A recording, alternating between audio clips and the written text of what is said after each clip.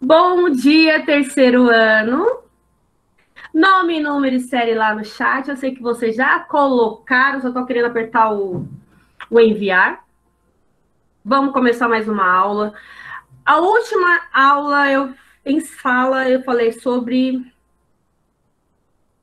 circuito elétrico.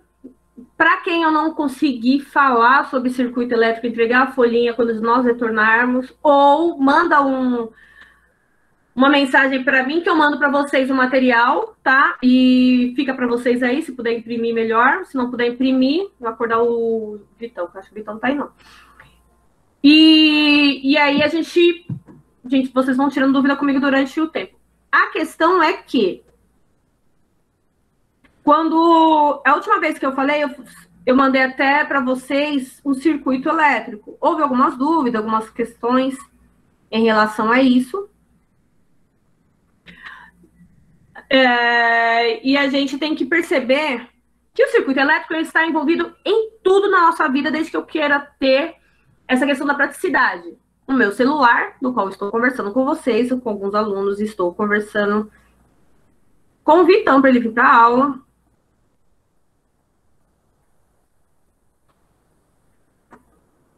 Quem mais não tá, para poder chamar atenção? Então, assim, o que acontece? Tudo que a gente tem, que é eletrônico, elétrico, ele tem um circuito lá dentro. A casa da gente tem um circuito. O ambiente, até chegar essa eletricidade na minha casa, também tem um circuito. Então, a gente separa em circuito elétrico e circuito eletrônico. Circuito eletrônico, qual a diferença? A questão da voltagem. No circuito eletrônico, eu preciso de microvolts, uma voltagem muito baixa.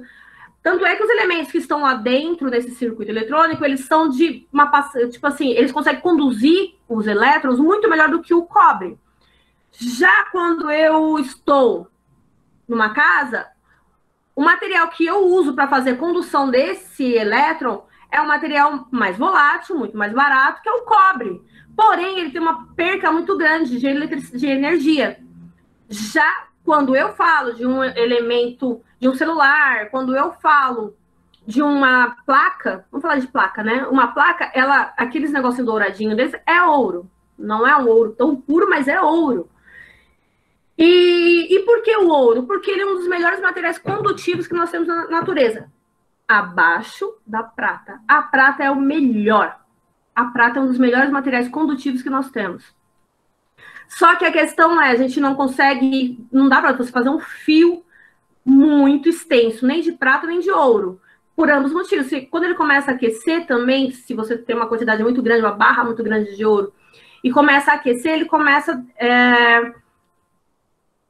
Ai, gente, eu falei tanta essa palavra bonita ontem. Ele começa a deformar. Ele perde a sua questão, porque o ouro ele é maleável. A galerinha que quando ela vai fazer...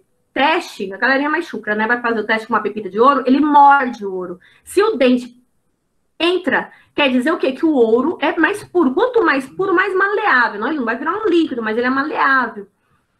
Por isso que dá para fazer joias, por isso que o pessoal usa muito em tudo na história, se usou muito ouro e a prata. Só que a questão é que, em relação à energia, é um dos melhores materiais condutivos, ouro e prata. Se eu for colocar ele numa barra muito grande, muito extensa, primeiro que o ouro, eu já falei isso para vocês, é um material que ele tem uma quantidade pequena na Terra, porque demora muito tempo para poder sedimentar, são pequenas partículas, o ouro é um dos materiais nobres. O cobre o quê, o soltinho? Não entendi o cobre. Não, mas o cobre, ele deforma, mas nem tanto, viu? Ele tem uma questão de condutividade. Ele é bom condutor, mas um dos melhores. A gente usa muito cobre por uma questão de que o cobre, ele deforma menos, ele consegue aguentar um pouco mais de calor do que os outros materiais, os outros metais. E ele é mais fácil também da questão de extração. Então, por isso o cobre. O cobre é usado praticamente para tudo. A resistência do cobre é melhor do que a do ouro em relação à deformidade. Porque o ouro ele deforma demais. Se por um acaso eu fizer um fio de ouro extenso daqui até aqui, e ele deformar demais, eu perco energia. Ele é um dos melhores condutores, um dos melhores mesmo. Porém, para pequenos espaços. Então, se eu pegar esse ouro e misturar com outro material, ou a prata misturar com outro material, eu vou acabar perdendo qualidade também.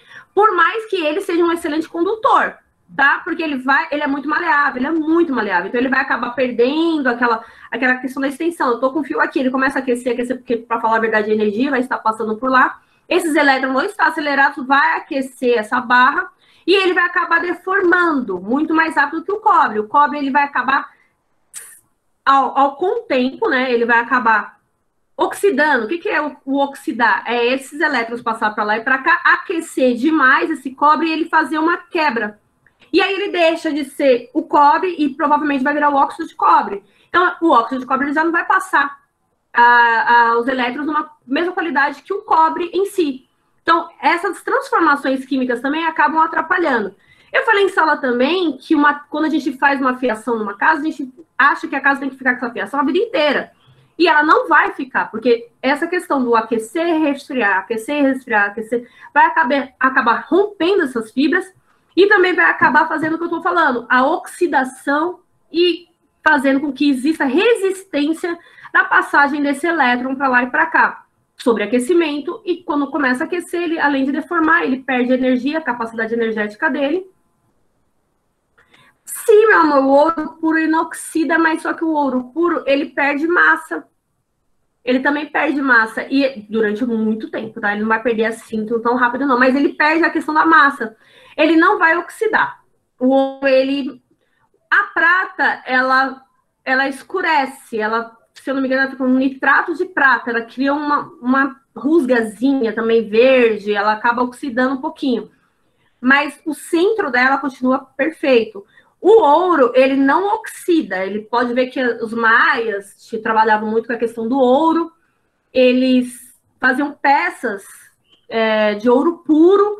E o mesmo ouro, lá na época dos maias, até hoje, até os egípcios também usavam muito ouro para algumas peças de artesanato. E o que mais chama atenção, quando eles abrem tumbas e começam a escavar, é justamente o ouro, que ele continua na mesma cor dourada. Ele perde um pouco o amarelado, mas ele fica dourado, ele não oxida. Eu não conheço essa questão dele virar um outro nitrato, dele oxidar e virar um óxido, mas da prata, sim, do cobre, sim. E quanto mais você acaba transformando isso em outro elemento, mais o ouro perde massa. Ele perde massa. Ele acaba, aos poucos, perdendo um pedacinho. Por quê? Porque ele é volátil, ele é maleável, ele é maleável. Então, a cada momento que você faz a fricção, ele acaba perdendo um pouquinho E o próprio oxigênio também faz com que algumas partículas de ouro, ela acaba voltando para o espaço. Porque, para falar a verdade, a gente sabe muito bem que o ouro, a gente brinca que fala que é chuva de estrelas, né? Ele é um material é um dos elementos mais nobres que tem, os metais nobres, e ele está voando por aí. A cada momento cai partículas de ouro, só que para sedimentação eu preciso de uma quantidade de tempo muito grande, eu preciso de milhões de anos para poder, às vezes, uma sedimentação de uma partícula pequena. E aí, o ouro que nós temos aqui na Terra, ele tem a quantidade exata. Vai chegar um momento que a gente não vai conseguir mais a gente não vai conseguir mais extrair o ouro. Porque também o ouro que nós temos aí foi por causa de várias e várias e várias erupções, no momento em que a Terra estava tentando criar sua crosta. Então, por isso, um dos materiais também mais leve, ele foi empurrado para cima, e aí por isso que a gente consegue encontrar pepitas, alguns fragmentos de ouro, por causa dessa jorrar, né, de ser empurrado do centro da Terra para cima. Mas voltando, questão de eletricidade, senão a gente vai acabar se perdendo. Então, a última vez que eu conversei com vocês foi essa questão de circuito elétrico. E aí teve o paralelo, que eu não consegui falar com vocês, e teve o seriado. Depois eu vou passar uma atividade para falar sobre paralelo e seriado. É simples, o seriado. Quando eu tenho lá o meu pisca-pisca, todas as lampadazinhas, elas estão intercaladas em um fio, em uma face, né? Uma facezinha. E em outra facezinha tem o positivo, né? E o negativo. E aí eu tenho essa fasezinha. Quando uma lampadazinha queima, a outra não liga. Eu interrompi a circulação dos elétrons ali. Eu não consigo fazer com que as outras lâmpadas continuem funcionando porque eu interrompi. Esse é o seriado. O seriado é quando eu simplesmente tenho várias lâmpadas presos ao mesmo sistema de distribuição. Quando eu falo do paralelo, eu tenho a minha pilha, pego a pontinha, vou colocar a lâmpadazinha, fecho o circuito. Pego uma outra lâmpadazinha, monto na mesma pontinha, positivo e negativo, sai da mesma fonte de energia, a outra lâmpadazinha, no outro lado no positivo também. Sai do negativo, vai para o positivo. E aí eu posso ter pelo menos umas 3, 4 lâmpadas. Todas irão receber a mesma quantidade de energia. Todas vão ficar luminescentes do mesmo jeito. Não vai ter uma que vai receber mais ou menos. Por quê? Todas estão ligadas à fonte de energia. Então, esse é o paralelo, tá? E, continuando a aula, agora tem PPT, chega de ficar olhando para minha cara. Eu vou apresentar para vocês agora um outro momento, tá?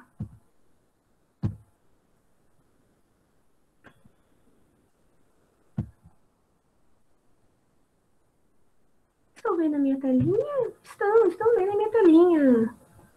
Gente, vocês estão aí? Ô, Soltinho, agora não vai ter que olhar o chat não, gatinho. Já era. Agora, se quiser falar comigo, liga o microfone.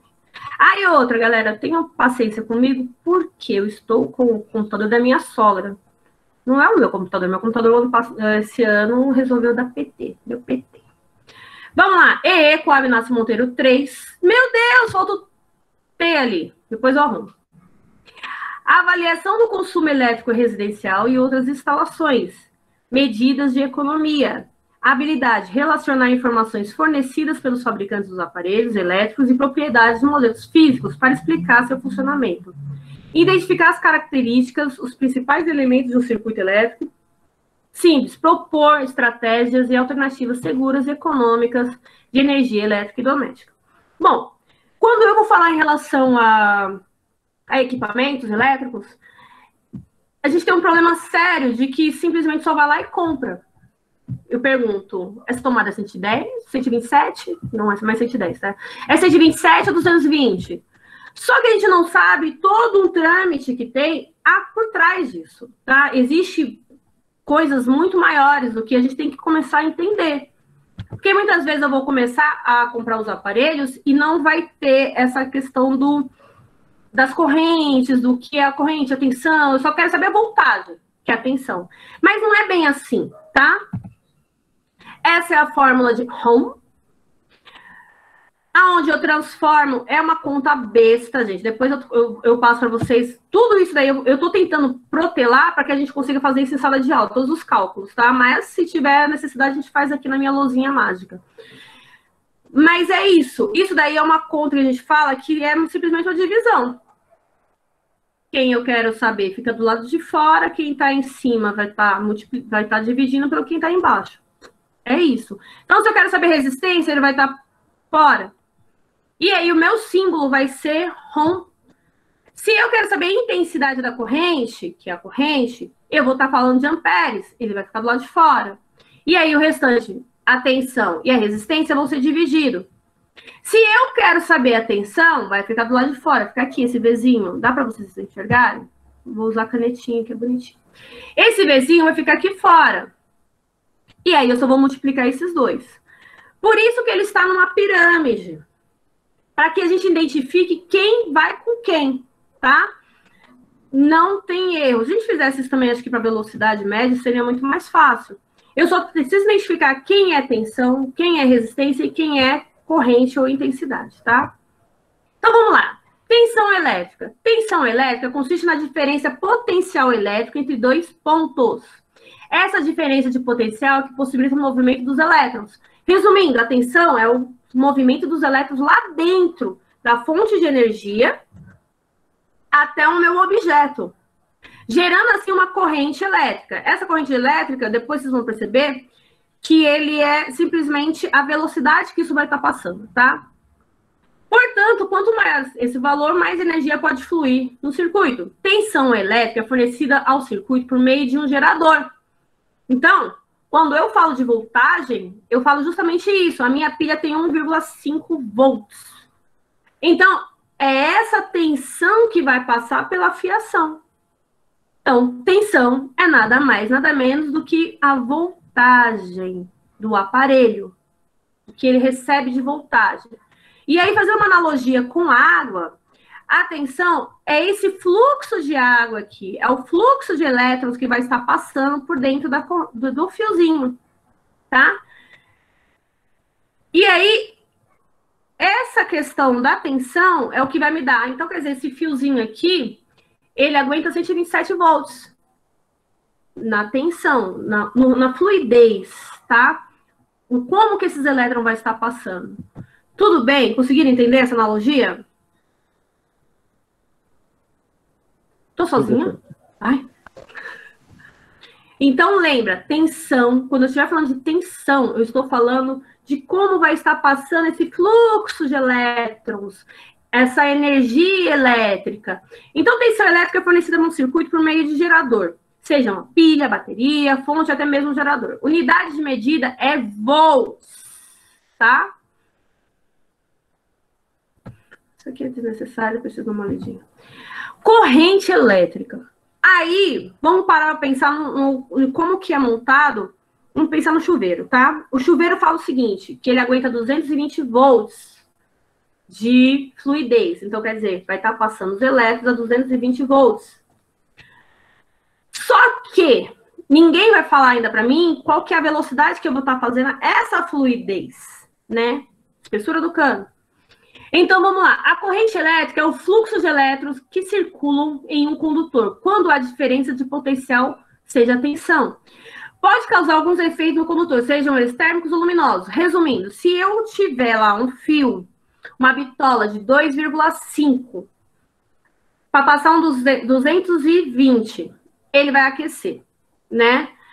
Só por que vai... Só que eu posso até passar um 220? Posso, desde que a tensão, a amperagem seja baixa.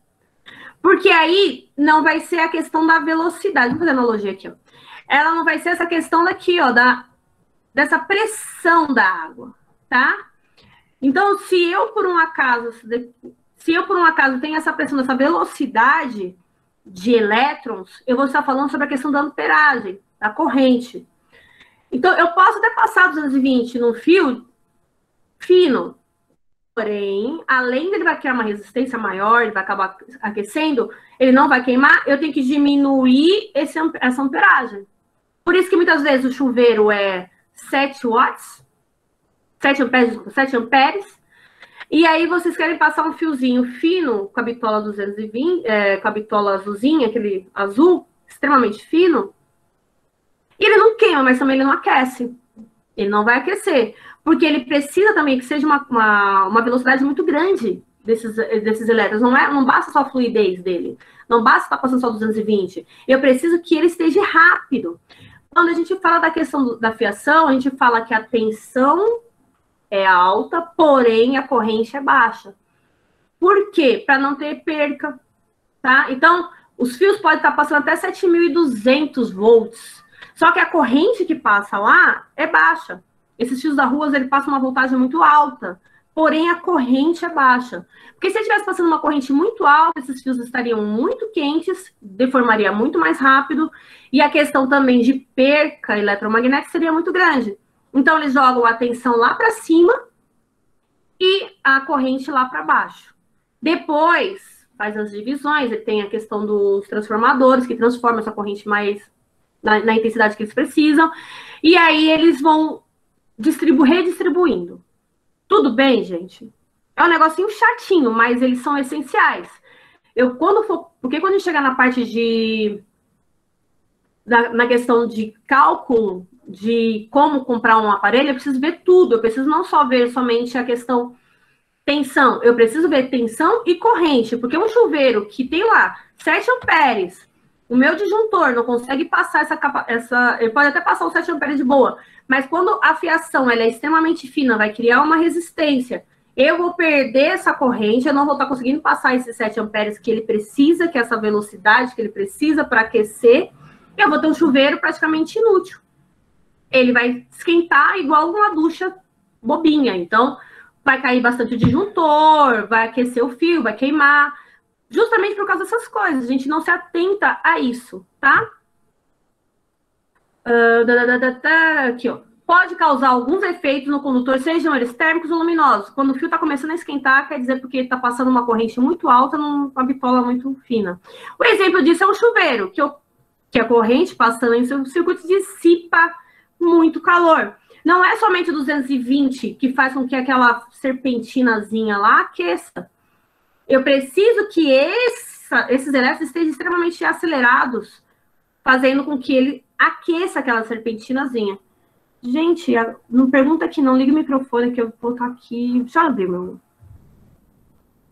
Se puder, é sério, se puder, liga o microfone. Eu não vou conseguir acompanhar pelo chat. Os pinos de tomada são mais grossos. Sim, pelo mesmo motivo. Quando eu falo igual o secador de cabelo, meu secador de cabelo, eu tenho que comprar um adaptador, porque minhas tomadas aqui todas são aquela fininha. E é um perigo, né? Porque eu preciso... Quem foi que pediu para entrar? Desistiu. Eu preciso de uma corrente muito maior para aquecer. Ó, como que é o secador de cabelo? Eu tenho um motor e tenho uma resistência. Eu tenho que aquecer essa resistência, tem que fazer com que essa amperagem passe muito rápido para essa resistência, para aquecer, e também tenho que ligar o motor. E ele tem que ficar girando aquela serpentinazinha lá numa frequência praticamente idêntica, ela não pode nem para cima nem para baixo, ele tem que estar na mesma fluidez de ar. Aquele motor tem que estar ali. Então, eu tenho uma bitola maior para essa fiação, para esse equipamento. O certo seria a minha tomada também ser da mesma bitola. Eu precisaria fazer uma ligação direta, quem tem salão de beleza tem que fazer uma ligação direta da caixa somente para secador e chapinha, que são dois materiais que vão precisar muito de uma corrente, mesmo 120, 127, mas com uma corrente alta, uma amperagem alta, então precisa dessa velocidade, esses elétrons circulando muito mais rápido. Então, normalmente, esses aparelhos, ele vem com a bitola maior ali no pino. Eles são mais grossos. Então, quando eu vou fazer isso, para que eu não tenha perca de energia, ou a minha conta não venha extraordinariamente muito alta, porque eu vou acabar aquecendo demais, tendo perca de energia até chegar na tomada. Então, eu acabo tendo que fazer toda uma ligação da caixa até o aparelho que eu preciso. Esse seria o ideal. Como em casa a gente usa pouco, usa uma vez ou duas vezes, a gente acaba fazendo o que eu tô falando. Eu pego um adaptador, coloco lá, uso, acabou. Mas o meu aparelho não vai ter a mesma qualidade. E meu aparelho também não vai ter a mesma quantidade de vida, assim. Tipo, ele, por mais que eu vou usar menos, ele vai durar pouco, porque eu não estou cuidando do meu aparelho justamente por causa disso. Eu preciso lembrar que não basta saber somente a voltagem, eu preciso saber também a corrente que esse aparelho precisa, tá? Então, lembrando que isso daqui é a velocidade da fluidez. Eu posso estar falando aqui, ó, de uma tensão igual. Porém, a velocidade que essa água vai estar passando por esse caninho é diferente. Então, posso estar falando de 127, porém, uma amperagem lá em cima. Posso estar falando em 220, porém, a corrente lá embaixo. Eu posso estar falando de qualquer um deles. A tensão é uma coisa, tá? E aí a amperagem é a velocidade de fluidez que vai estar passando esses elétrons. Ok? Meninas, okay. Meninas, porque meninas normalmente entendem bastante isso daí, né? Acredito. Sentido da corrente. Gente, por que eu trouxe isso? Em algumas literaturas vai ter o sentido da corrente. Vocês podem perceber que lá no FET, eu até esqueci de abrir o FET aqui para demonstrar para vocês. No FET, quando a gente montou o circuito, os elétrons, lembrando lá de química, prótons, elétrons, nêutrons. Elétrons são de carga negativa. Ponto. E aí, ele sai do ponto negativo e vai até o positivo. Da saída negativa até... Só que existe o sentido real da corrente, e isso cai em prova. E existe o sentido convencional da corrente. O que muda, Pro? Nada. Não muda em nada. Mas vocês precisam entender isso, tá? O sentido real é isso mesmo. Elétrons são negativos. Tudo que é oposto se atrai, né? Então, aqui... cadê meu negocinho? No polo negativo da pilha, que é o mais fácil de trabalhar. No polo negativo, lembrando que a pilha, ela faz uma... Para ela funcionar, normalmente, ela faz uma quebra química, gerando, assim, uma quantidade maior de elétrons. Essa carga de elétrons, que é para mais, ela vai para uma direção. Por ser negativa, essa direção está aqui, ó. Esse lado negativo não é porque ele não tem nada, bem ao contrário, a carga de elétrons é muito maior aqui. Então, ele é atraído, ele vai fazer o quê? Ele vai simplesmente girar no circuito e vai ser atraído para onde tem menos elétron.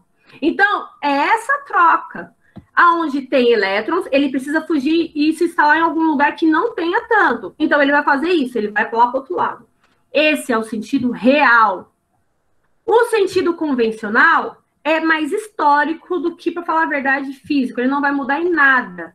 Porém, eu vou estar falando sobre a questão da carga eletromagnética. Foi isso que foi determinado na literatura. Acreditava-se que cargas positivas... Eu li várias coisas sobre isso, tá? E tem um monte de nome de gente que você sabe que eu vou esquecer. Tem até o Anders Volt, se eu não me engano. Sou péssima com o nome. Mas, assim, eles acreditavam que por ser elétrico, então as cargas saíam do ponto positivo. Nada mais do que lógico, né? Positivo. E viajavam até o lado negativo. Com os estudos em relação a átomos, a questão atômica, conseguiram dividir o átomo e perceber que o elétron é carga negativa, então percebeu-se que não é desse jeito. O real é que ele sai do ponto negativo e vai para o positivo. Mas convencionalmente, foi-se usado durante um período muito longo que essa carga elétrica saía do ponto positivo e ia para o ponto negativo. Pro, caiu lá no vestibular, sentido convencional, sentido real. Existe, e vai ter provavelmente lá, qual dos dois estão certos? Ambos estão certos. Só que convencionalmente, se convectou na época, né? Se convenceu de que saía de um ponto positivo e ia para o ponto negativo. Hoje a gente fala que é o sentido da corrente elétrica que corresponde ao sentido do campo elétrico. Por que o sentido do campo elétrico? Porque quando a gente chegar nessa parte de eletromagnetismo, que é a parte mais chata que existe, vocês vão entender que o positivo é atraído para o negativo. Ok? Então, todos os elétrons eles vão estar saindo do ponto positivo lá na questão deles. O ponto positivo vai, a carga positiva vai lá para o ponto negativo. Então, foi determinado isso. Depois que se fez todo um estudo mais atômico na questão do átomo, percebeu-se que não. Que simplesmente é troca de elétrons. Então, aonde tem mais elétrons, vai para onde tem menos elétrons. Ok, galera? Ok. Ok, né? A resistência elétrica. Resistência elétrica é tudo aquilo que eu vou fazer, que é um bloqueio, uma resistência. Esse corpo ele vai começar. A resistência do chuveiro é porque eu simplesmente faço com que ele, onde deveria estar passando uma quantidade legal de amperes ali da corrente, eu dificulto a vida dele. Para quê? Para que ele me transforme uma energia elétrica em energia calórica e luminosa. Então, eu vou criar uma resistência para esse objeto, para que ele consiga me trazer um benefício, tá? Em termos técnicos, a resistência elétrica é uma capacidade de um corpo de se opor à passagem da corrente elétrica, mesmo quando existe diferença potencial aplicada.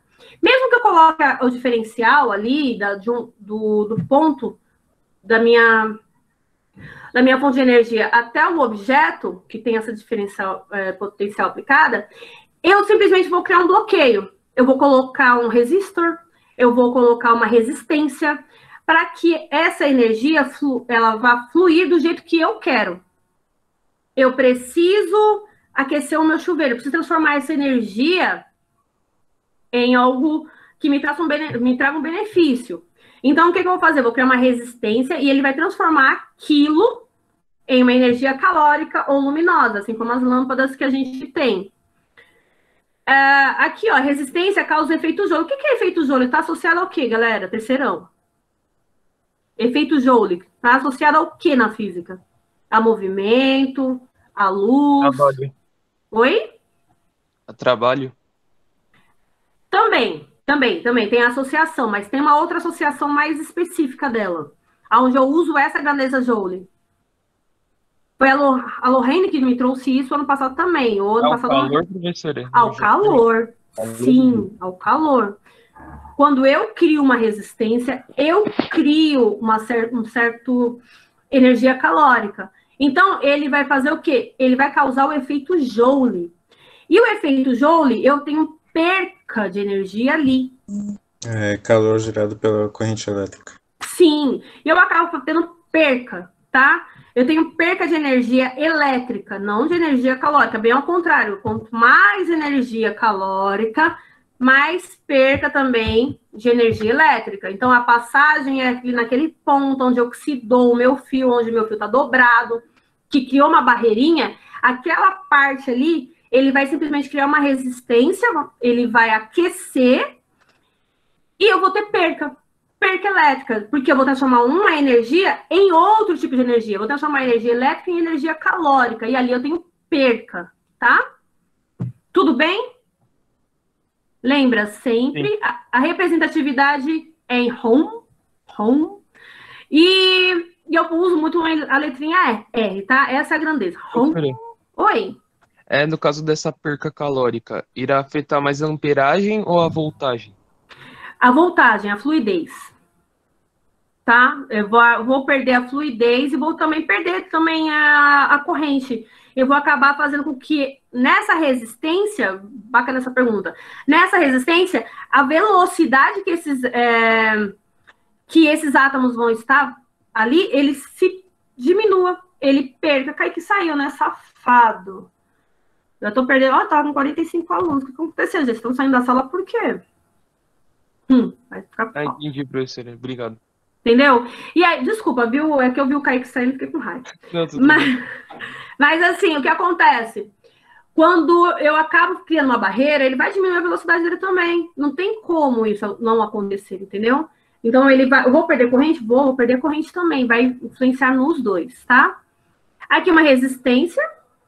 Menor resistência, quer dizer, ele vai conseguir fluir bacaninha ali.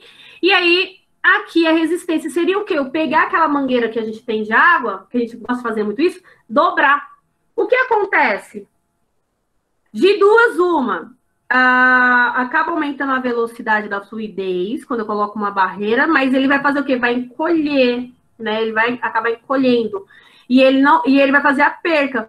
Não vai sair a mesma quantidade de água, mas numa velocidade, vamos dizer assim, um pouco maior. Mas só que quando a gente fala da questão amperagem, a amperagem não vai ser a mesma, porque eu vou diminuir a velocidade dele, depois eu vou soltar ele de uma vez só. Então, aí sim, dá os picos, eu acabo queimando o material, eu acabo perdendo ali algumas coisas, tá? Tudo bem?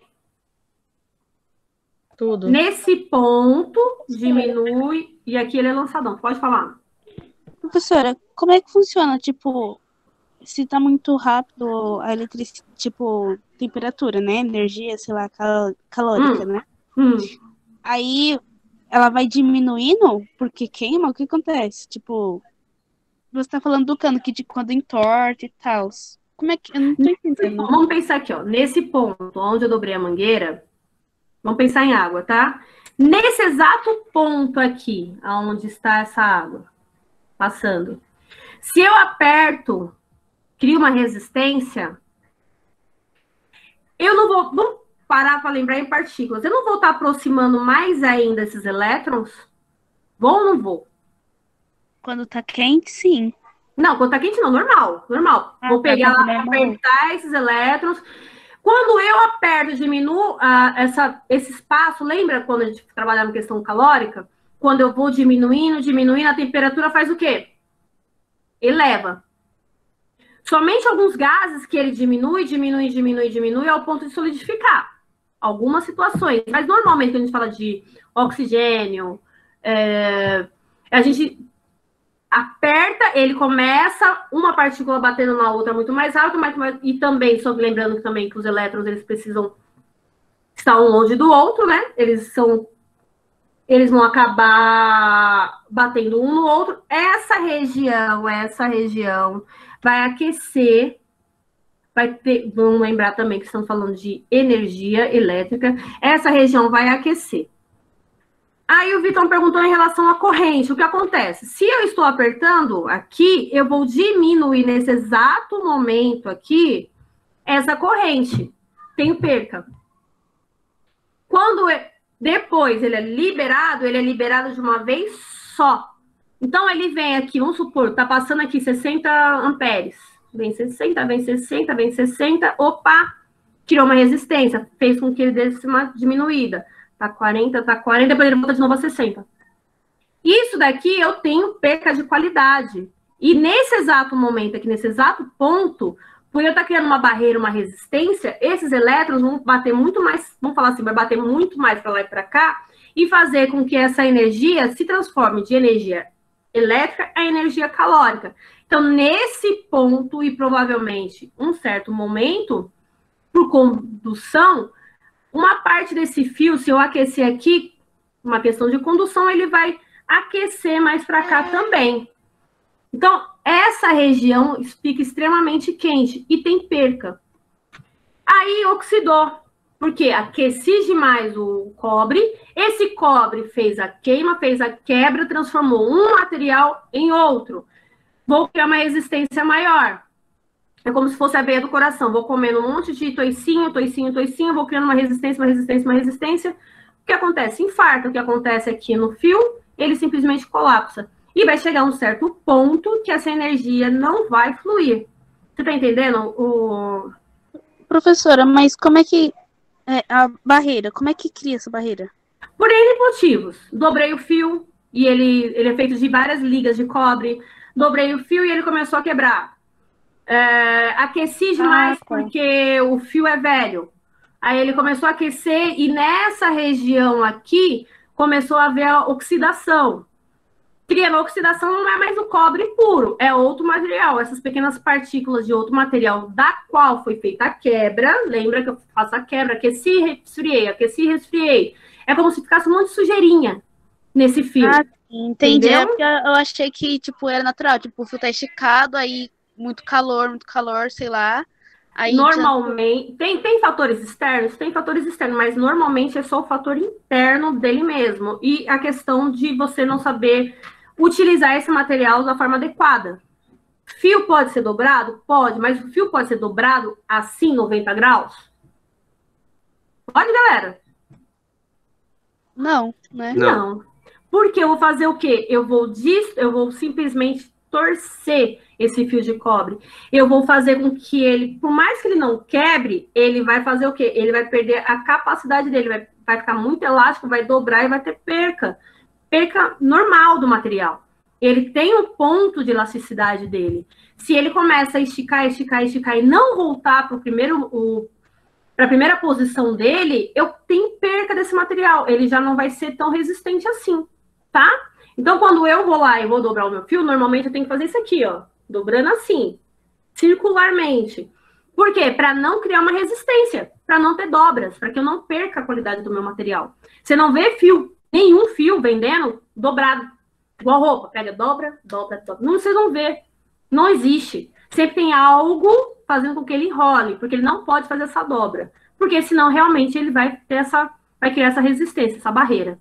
Tudo bem, Lô? Conseguiu entender? O próprio nó, né, no fio que causa esse... Sim, a gambiarra. A gambiarra, quando ela não é bem feita, também ela cria uma resistência. Naquele ponto onde foi feita a gambiarra, normalmente ela aquece muito. Então, tanto é que hoje a gente não usa mais a gambiarra de pegar um fiozinho. Não, a gente tem lá materiais específicos que vai fazer a junção desses dois fios, para que não tenha essa perca. Porque se eu criar uma barreira, eu vou acabar perdendo qualidade da fiação, tá? Professora, nesse caso, quando o fio é enrolado de maneira errada, vamos dar exemplo, a tensão e a corrente aumentam, os dois aumentam, por isso que dá... Não, ela não vai aumentar, vai aumentar a resistência.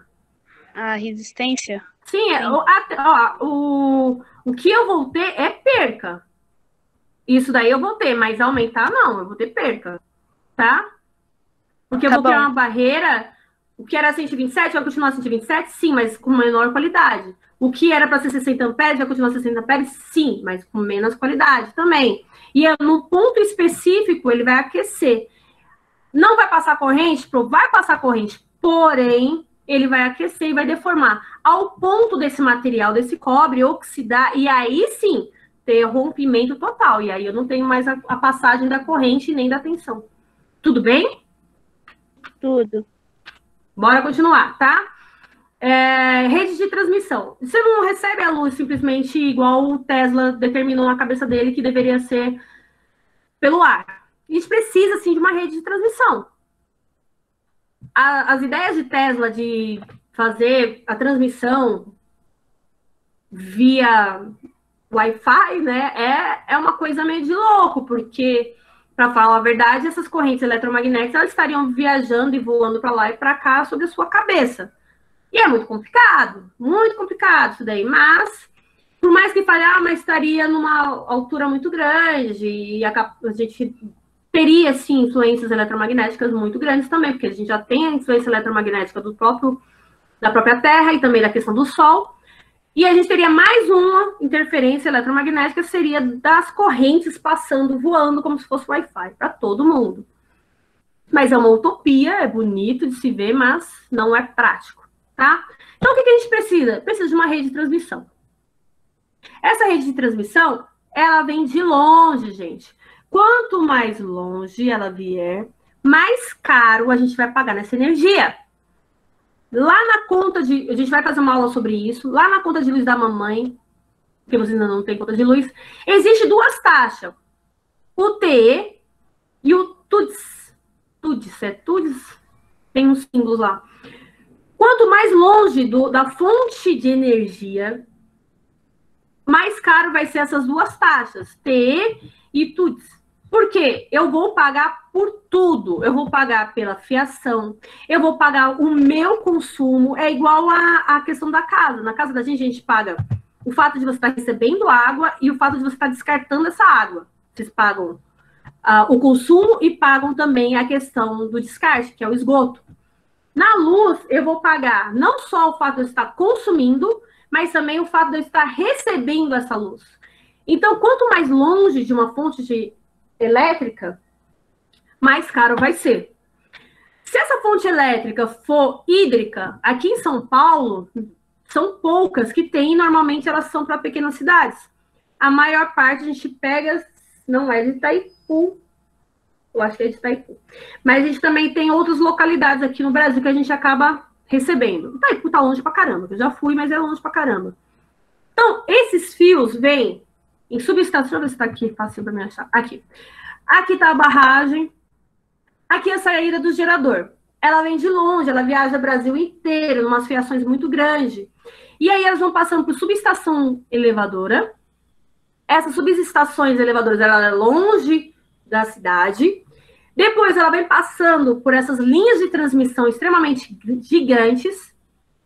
Essas linhas de transmissões, elas têm variações também de voltagem, tá? Tem umas que são extremamente com uma tensão muito alta, e tem umas que é praticamente para cidades que ela dá uma caída, né? Então, ela tem uma linha de transmissão, uma torre alta e uma torre baixa.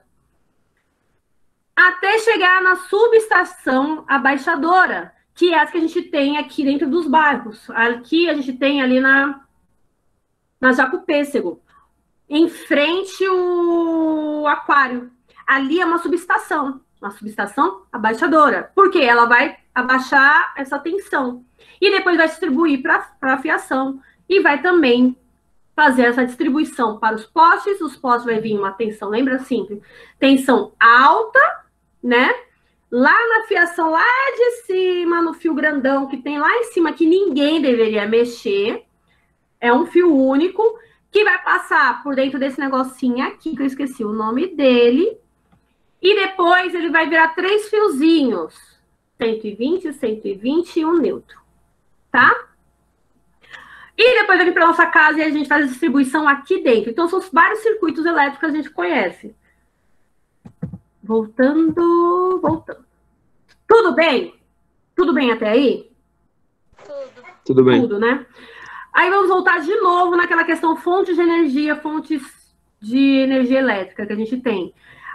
A maior parte que a gente consome aqui, 70%, é de hidrelétricas. No Brasil, tem a Itaipu, é o que eu falei.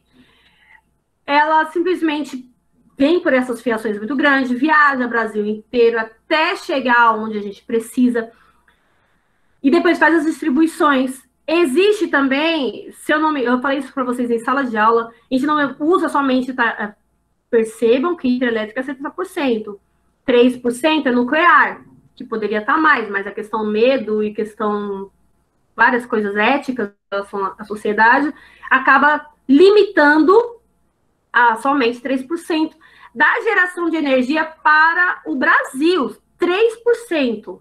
Ele não está na capacidade máxima dele. A gente utiliza 3% somente, né? E também a gente tem as termoelétricas, são poucas, mas tem.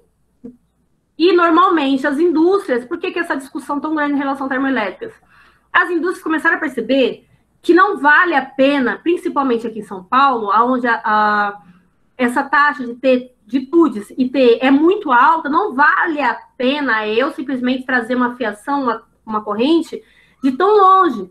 Então, o que eu faço? Eu invisto uma vez só numa termoelétrica, já produzo papel, então, quer dizer, sobra aquele monte de material que eu vou descartar, que é aquela casca das árvores, tudo. Simplesmente seca e eu uso ali como material na termoelétrica. Eu estou gerando energia para mim, eu não preciso retirar, né, do ambiente.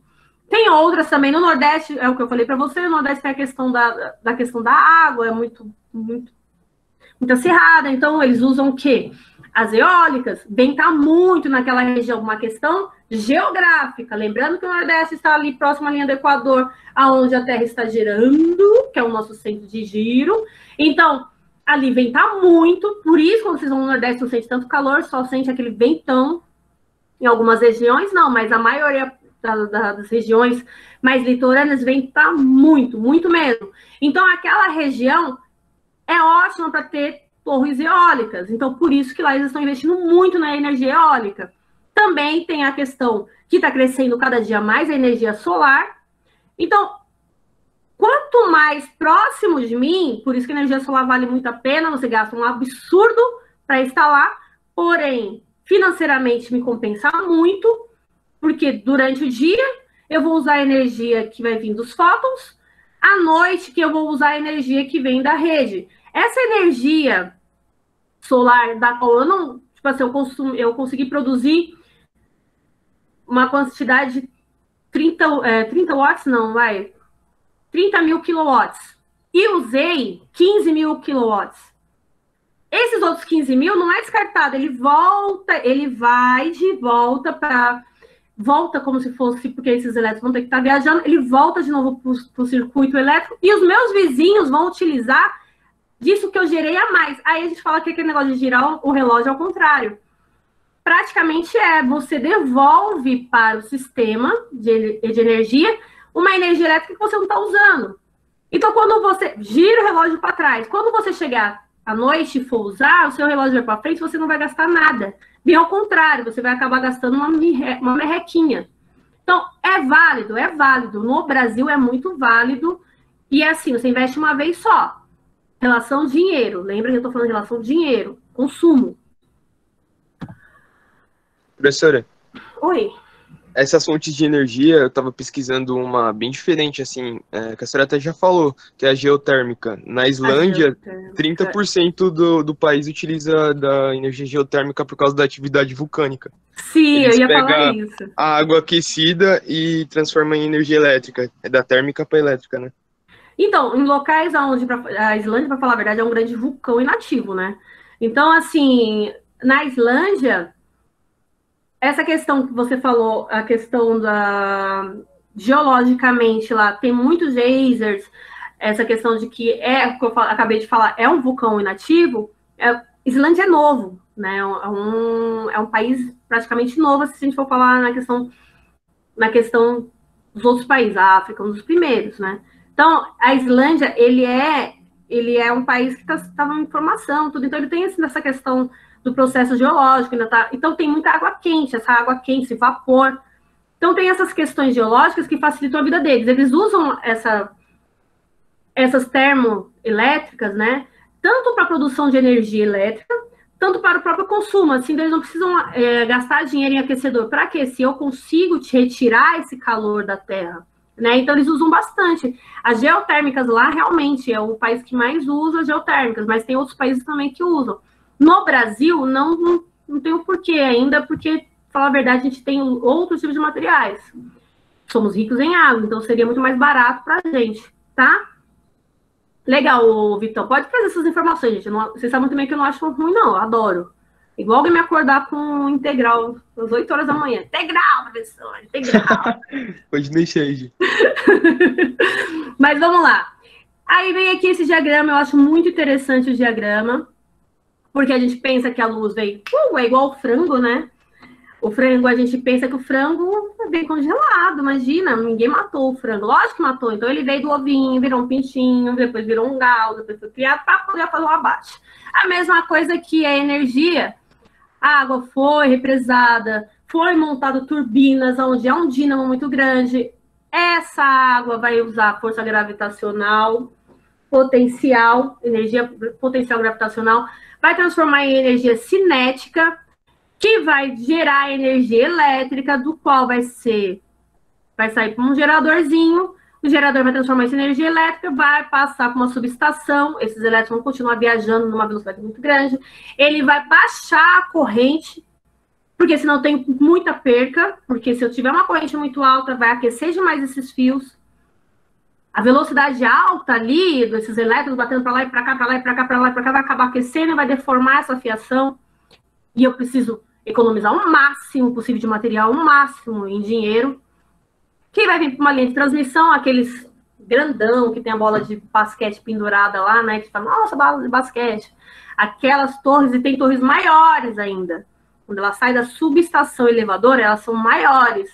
É aquela que a galerinha vê as fotos, que o cara tá lá em cima e é muito alto, que, para falar a verdade, ela faz, se um fio desse daqui romper, Manaus fica apagado. Tá? Como aconteceu. Um fiozinho desse aqui apaga um estado inteiro. Então, por isso que tem que tomar muito cuidado nessa questão do material que eu vou usar como fiação e nessa questão da corrente. Não posso lançar esses elétrons tão rápido assim, porque se aquecer e romper, já era. A manutenção dele tem que estar perfeita, porque senão para um estado inteiro. Depois vem aqui para a subestação baixadora, que é o que tem em bairros, e depois vem para distribuição em linhas e até chegar na casinha de vocês. Nada é por acaso, tudo tem um sistema. Vamos aprender a utilizar os aparelhos elétricos. Gente, não adianta olhar lá, aqui, 127. E agora?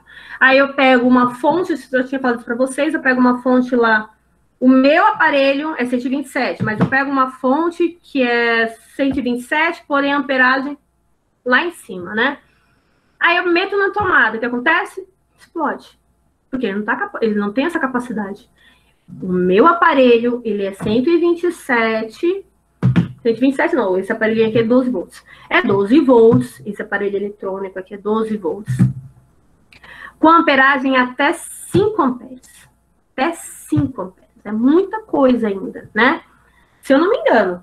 Então, não dá para vocês simplesmente chegar lá e comprar. Igual chuveiro. Chuveiro todo mundo acha lindo, aquele chuveiro imenso. Mamãe da gente, eu mesmo sou assim também, acha lindo aquele chuveirão lindo, quadradão, que sai água pra tudo que é lugar.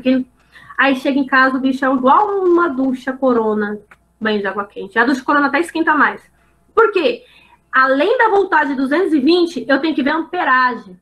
Se o meu disjuntor não consegue passar essa capacidade de amperagem, de 7 amperes, 15 amperes, acho que é 15 amperes o chuveiro, não me lembro. 7 watts, 15 amperes, um negócio assim.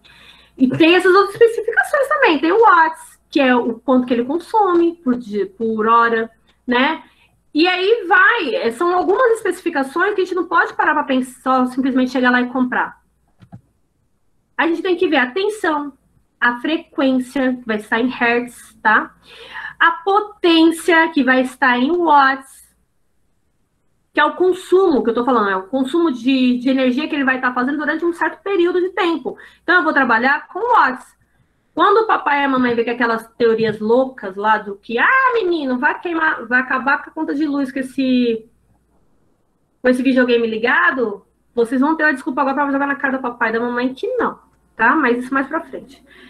Todos os aparelhos elétricos, eletrônicos, eles têm isso aqui, principalmente os eletrônicos. E onde que eu tenho que olhar? Nessa especificação aqui, ó. Esse Fzinho. Prestem atenção que esse Fzinho está na classificação de potência de 7.900 watts. Ele consome por hora 7.900 watts, tá? Esse aqui é até um chuveiro. Vamos prestar atenção aqui nele. Cadê a atenção? Tem atenção, tem watts. Vamos lá. A atenção tá aqui, 220, mas não tem a corrente. É 220, é da Lorenzetti, eu peguei na internet. A eficiência energética dele é de 95%. Então, quer dizer, se ele está com uma potência de 7.000 watts, então ele vai usar esses 7.000 watts, sim. Então, ele vai chegar até próximo a 7.500 watts. Ele vai chegar um pouco abaixo somente, tá? A temperatura, tá aqui, ele chega até 34 graus. Mensal, mínima elevação de temperatura entre 13 graus, mais ou menos, a temperatura. Mas eu tô procurando aqui a corrente, não tem, gente. Infelizmente, isso aqui não tem. Mas aí eu teria que transformar aqui, ó. Depois tem a questão da conta da transformação em watts para amperes. Depois a gente vê isso daí, tá? Que é o cálculo. Então, a gente tem que especificar justamente isso. A gente tem que olhar aqui. Se ele, sendo 220, ele gasta 7.900 watts, quer dizer que o consumo dele é muito alto. Provavelmente também o disjuntor dele tem que ser um disjuntor separado. E aí vamos entender aqui o que é cada um da etiquetinha, tá? Energia elétrica. Oi, quem falou comigo? É aqui. Não quero. Vem o nome do fabricante. Aqui indica o tipo de aparelho, aqui indica o nome do fabricante, indica a marca do comércio, a logomarca. Indica o modelo e a tensão, se ele é 220, se ele é 110, 127. Aqui vem a letra que indica eficiência de energia do equipamento. Então, aqui tem do A até o G. O mais eficiente é quem está aqui no verdinho. Quer dizer o quê? Que ele tem um consumo muito baixo. Ele tem a mesma qualidade, uma qualidade legal, porém, a questão de gasto energético é lá embaixo. Então, eu tenho que, sim, me ligar nessa etiquetinha, tá? Aqui é quilowatts por mês, então eu vou saber mais ou menos o quanto ele consome por mês. Vai vir o valor de quanto que ele faz em relação em dinheiro? Não. Isso aí já é um cálculo. Por quê? Para cada localidade tem uma taxa diferente. Então, eu preciso só saber o quanto que ele me consome durante o mês em relação à taxa quilowatts, tá? E a temperatura? Temperatura, normalmente, do aparelho, vocês também têm que pensar muito nisso. Não é porque eu tô comprando uma TV que eu vou colocar numa parede, sei lá, eu fiz uma coisa legal na parede, eu coloquei um papel de parede, mas não emborrachado, mas um papel de parede, sei lá, um plástico. E eu pego uma TV que tem um monte de LED e ele aumenta a temperatura ali daquele ambiente em 20 graus, né? Chega até 20 graus, vamos pensar assim, até 20 graus. Então, quer dizer, aquela região, ela vai aquecer e vai também corromper. Pode até trazer alguns transtornos. Então, todo aparelho eu tenho que olhar também a temperatura. Não interessa se ele está ligado diretamente ou não, tá? Então, vamos aqui para o cálculo de watts. Para mim saber quanto que a mamãe gasta todos os meses. Primeira coisa que eu tenho que ver no aparelho. watts que ele consome durante 1 hora.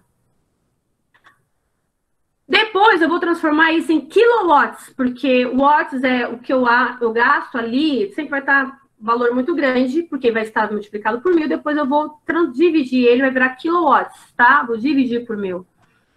E o tempo que eu gastei utilizando aquele material. Eu vou passar um pouquinho, gente, porque senão vai ficar a aula muito extensa, tá? Essa é a fórmula. Se eu quero saber o meu consumo em kilowatts, eu simplesmente vou pegar a potência do aparelho, vou multiplicar o tempo que eu utilizo esse aparelho e divido por 1000. Isso daí, eu vou descobrir 1 hora. Só que eu, vamos supor, 1 hora, 2 horas, 3 horas. O meu computador mesmo está ficando ligado praticamente 12 horas por dia. Sem mentira.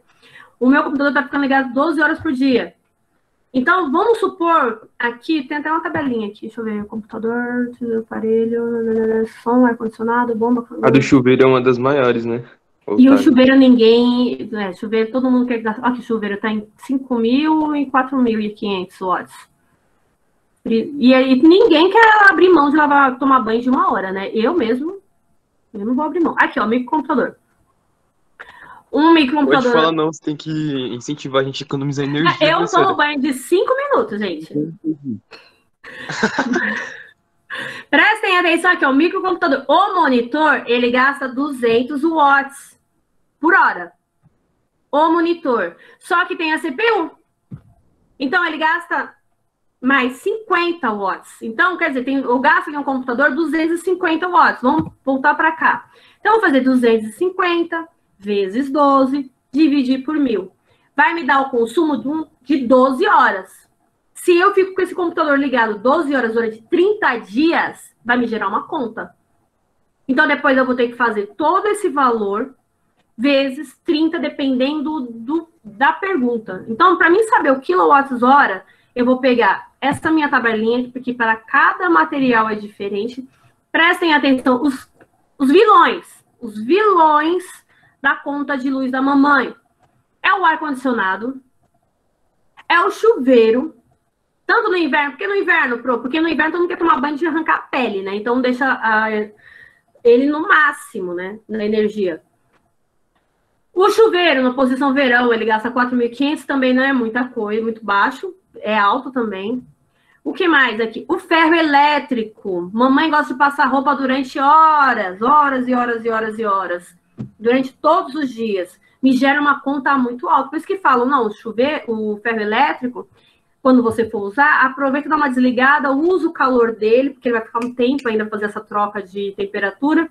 Dá para passar pelo menos umas roupas pequenininhas, depois liga de novo. Então, o ferro elétrico é 1000 watts. O a vapor, porque eu ainda tenho que aquecer a água, é 1.500. O forno, ai gente, meu forno, minha conta, por isso que minha conta é absurda.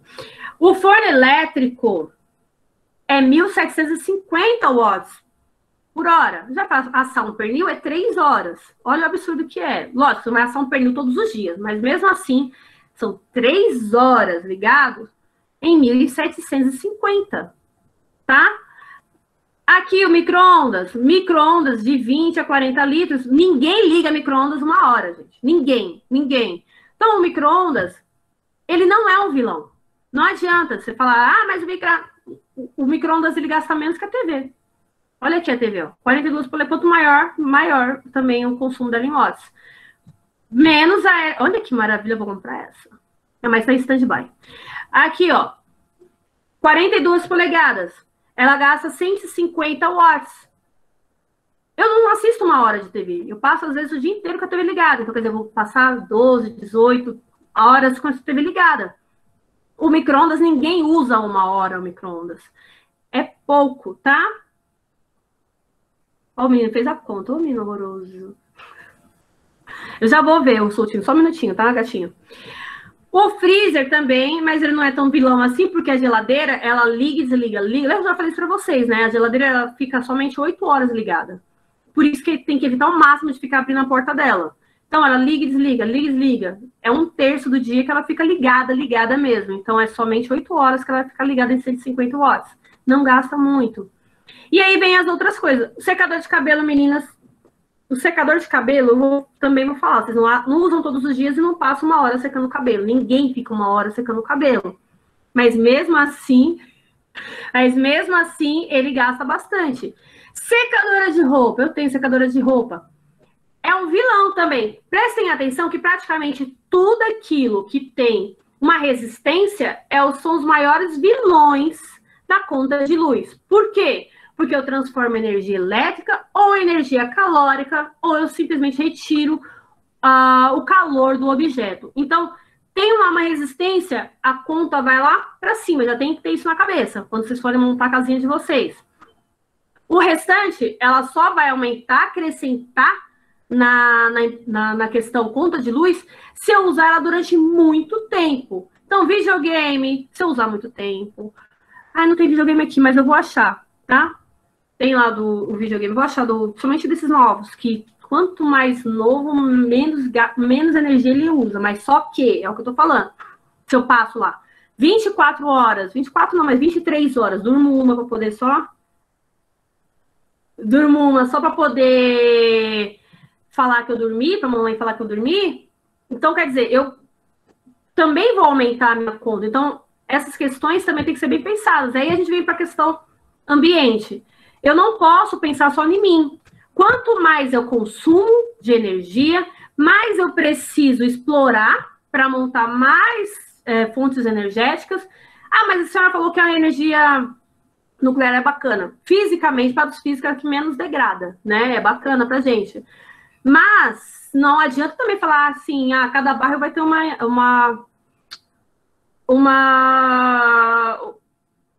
Ai, gente, Itaipu não. Ai, gente, esqueci. Vitor, me ajuda, você sempre lembra das palavras. Eu sei que você estava... Uma fonte de energia nuclear. Não adianta. Não adianta falar assim, vou montar ali uma fonte de energia nuclear em cada bairro. Itaipava não, menino. Itaipava é cerveja. Tá fogo. Então, não dá pra gente montar uma Itaipava em todos os bairros, né? Uma energia... esqueci, agora eu vou ficar com Itaipava na cabeça. Mas uma fonte de energia nuclear, não dá. Mas se eu tiver igual aqui no Brasil tem uma não, 2, ela já vai quebrar um galho. Mas se eu continuar colocando mais, vai acabar o quê? Eu preciso degradar mais e eu vou acabar as próximas gerações ferrando com a minha vida. Eu falei uma frase bem legalzinha, acho que foi pro segundo ano, a gente estava falando sobre a questão de temperatura, né? A questão de degradação, a gente estava falando sobre efeito estufa. E aí eu vim falar com eles em relação ao efeito estufa, tudo, e da degradação. E assim, existe aquela questão de mito que eu já conversei com vocês em relação se existe ou não efeito estufa. Se existe ou não essa questão do aquecimento global. Basta você prestar atenção que São Paulo, que era a terra da garoa, não chove mais, né? Está vivendo uma seca. E provavelmente daqui a uns dias a gente vai começar a sofrer essa questão de faltar água. Daqui a alguns dias, no pleno problema de coronavírus, onde você tem que lavar a mão, tem que estar tudo limpo, vai ter falta de água. Mas enfim. E aí existe uma possibilidade que daqui a 50 anos a temperatura esteja muito alta. Mas eu não tô nem aí, 50 anos eu vou estar velho, eu vou querer morrer, que não sei o que, não sei o que, não sei o que. Sempre essa discussão idiota, né? Se os colonizadores que vieram para o Brasil tivessem desistido, o pessoal fala assim, mas seria bacana, não sei o que, não seria, porque, para falar a verdade, os países que não foram colonizados são os que são mais atrasados, né? Então, se a gente parar para pensar assim, a galerinha lá, talvez tivesse pensado numa questão de organização, talvez se tivesse pensado, a gente não estaria melhor hoje? Já se passaram 500 anos, já fomos colonizados. Hoje nós estamos sofrendo coisas que aconteceram lá no passado. Há 50 anos atrás, a galera fala assim, mas vocês não cuidavam do ambiente. Cuidava sim. A galera de 50 anos atrás, eles não tinham sacola plástica. Eles usavam papel, saco de papel. Entendeu? Se hoje eu jogo minha sacolinha fora, se hoje eu sou extremamente consumista, daqui 10, 20, 30 anos, a geração que estiver aqui vai sofrer. E mais para frente vai sofrer muito mais. Então, assim, a gente tem que pensar sim Não pode pensar só no hoje, a gente tem que pensar assim nas próximas gerações. Porque, para falar a verdade, a Terra vai estar aqui. Os animais vão estar aqui, vão estar evoluídos para outros tipos de animais. As vegetações vai estar, sim, adaptada. O único ser que não vai conseguir se adaptar vai ser o homem. E o homem, ele é novo na Terra. Ele é um ser novo. A Terra está aqui há 4 bilhões de anos. Então, somos jovens aqui. Se a gente quiser acabar com extinguir a nossa civilização, é assim, ó. Um nada já está morrendo um monte de gente. Uma doença, um vírus, já está morrendo um monte de gente. Vírus que está aí, talvez, na natureza há muito tempo. E que não vem matando do jeito que vem matando um homem. Então, assim, somos os seres mais fáceis de ser eliminado. E se a gente começar a parar a pensar só na minha geração e esquecer as próximas, acabou. O ser humano não vai durar muito mais do que 100 anos. Mais 100 anos, aí já acabou. Então, aonde que eu posso estar acabando com a Terra? Essa brincadeira mesmo que a gente fala assim, eu brinco muito com vocês, falo muito isso, mas é errado. Não é porque eu falo assim, brincando, que tá certo, não, tá errado. Eu, como uma professora, orientadora, o certo é, galera, banho é rápido. Essa questão de a gente querer ligar a televisão e ficar andando pela casa é errado. 6 horas, eu brinco muito, falo assim, escuridão já basta eu fechar o olho. E eu sendo todas errado, porque eu estou utilizando algo que vai fazer falta, talvez, para meus filhos adultos. Eles são pequenos, então daqui 20 anos pode ser que eles sofram as consequências dessa minha visão hoje egoísta. Então, a gente tem que pensar assim, tem que pensar nessa questão de degradação. Se eu quero uma hidrelétrica, quer dizer o quê? Que eu vou ter que degradar uma região inteira, tirar a galera que mora lá, tirar a história dela, porque eu quero ali encher de água, porque eu preciso de energia elétrica para o meu celular, parado. Então, essas pequenas coisas que a gente tem que parar para pensar. Não é só parar para pensar nisso aqui. É parar para pensar nas consequências na humanidade, tá? E de mais considerações finais, galera. Deixa eu só terminar isso aqui, vocês já podem tirar todas as 1000 dúvidas que vocês têm, tá? A atividade relacionada a essa aula estará disponível a partir do dia 12/4. Isso se nada mudar, tá? Então, eu vou pedir, eu vou implorar, eu vou falar de novo, eu vou ler. Se eu ver braille lá ou leia mais, na boa, eu vou fazer igual fiz semana passada. Coloquei falta. Eu acredito que num terceiro ano, a pessoa me faz lá uma cópia ridícula do Ctrl+C, Ctrl+V, ainda tem embaixo, leia mais, meu camarada. É me chamar de idiota. É me chamar de, sabe, de tudo que é nome. E ficou com falta, e eu levei para a gestão chamou o aluno que fez isso. Eu acho absurdo, porque, para falar a verdade, não é o meu futuro, é o futuro de vocês que estão aí tentando moldar, né? E eu acho que precisa, sim, gente, vocês pararem um pouquinho para ler, porque senão não vai dar certo essa vida. Então, provavelmente, a partir do dia 12. Voltamos, graças a Deus, para o presencial, que eu acho muito difícil, tá? Vou ser sincera com vocês. Com 1000 mortes por dia, muito difícil. Mas voltamos para o presencial semana que vem. E aí, vai ter que fazer? A galera que ficar em casa vai fazer o formulário, a galera que estiver na escola vai fazer lá na escola, tá? Então, provavelmente, dia 12/4, eu vou estar divulgando para vocês, mandando para vocês os links. Gente, é para fazer em uma semana, não é 2, é uma, tá? Terminou, mandou, fechou, acabou. Porque na sexta-feira de manhã, a gestão já me pede a lista dos alunos que entraram nas lives e já me pede também os alunos que fizeram atividade. Ok? Ok. Nada de braille. Eu acho que agora é o momento de vocês correrem atrás, tá? Não, meu filhão. Vocês correrem atrás do quê? Do futuro melhor para vocês. Eu acho que, por mais que a gente está vivendo toda essa situação, para quem não colocou o nome lá no chat, aproveita agora o momento. Para quem... Eu acho que, assim, terceiro ano, é o que eu falei para vocês. Não... Nossa, Camila, está lindíssima nessa foto. Não é porque... Tá linda, você sabe, né? Mas essa foto tá lindíssima. Mas não é porque vocês simplesmente acham que acabou... terceirão, a galera do ano passado passou de ano aí, eu vou mandar depois, tá, gente? Passou de ano empurrado, eu acho que isso não é válido e vocês estão agora ali tentando moldar um futuro para vocês. Eu fico muito feliz quando eu vejo o aluno 8 horas da manhã mandando mensagem para mim, perguntando sobre integral, porque me faz pensar também em mim como professora, tá? Porque eu estou em casa, dá a sensação de que eu sou tudo, menos professora, dá a sensação que eu sou dona de casa, que eu sou mãe, menos professora. Então, isso é muito complicado para mim. E eu gosto, sim, de ser desafiada. Eu acho bacana, acho que todo mundo tem que ser desafiado num momento na vida. E isso é válido para vocês também. Se desafiem. Eu quero fazer tal coisa. Eu não quero fazer faculdade agora, tudo bem. Mas crie, pense num plano da vida de vocês. O ano que vem vai estar aí. Com o corona ou não, e eu espero que todos estejam bem, vamos estar aí. Todo mundo no mundo. E é muito ruim a gente saber que a gente entrega vocês para um mundo despreparado. Para servir, sabe? Para sofrer, porque é muito complicado saber que vocês estão aí perdidos, com uma possibilidade de ter uma melhora na vida, porque eu sempre brinco assim, que pobre só tem uma forma de vencer na vida, que é estudando. E é vencer não só na questão disso aqui, não, porque eu não venci nisso aqui, não, eu tô ralando pra caramba, mas isso aqui, tá? Você ir para um lugar e olhar com um olhar diferente, tá? A galerinha de moda... Peraí, que já leio aí para vocês, tá? Essa questão de a galerinha da moda, que quer fazer moda, quer fazer design, vai ter um olhar muito melhor, muito mais bonito, um olhar muito mais amplo.